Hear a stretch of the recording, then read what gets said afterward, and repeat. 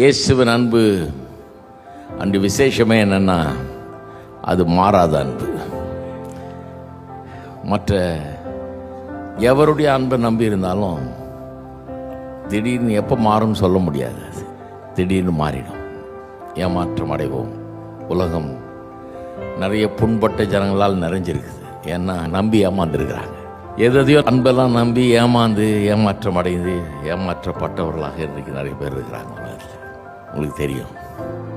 ஆனால் இயேசுவை நம்பினோர் ஒருபோதும் ஏமாற்றப்படுவதில்லை. அவருடைய அன்பு என்றைக்கும் மாறாத அன்பாக இருக்கிறது. பாருங்கள், நாம் எல்லாம் பூரணர்கள் கிடையாது, யாருமே பர்ஃபெக்ட் கிடையாது இல்லையா?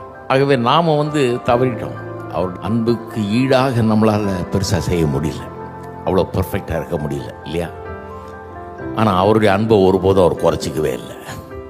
நீ எவ்வளோ அன்பு கூறுறியோ அவ்வளோதான் நான் அன்பு கூற போகிறேன், நீ எவ்வளோ பர்ஃபெக்டாக இருக்கிறியோ அந்த அளவுக்கு தான் நான் ஒன்று அன்பு கூறுவேன்னு அவர் சொல்லலை.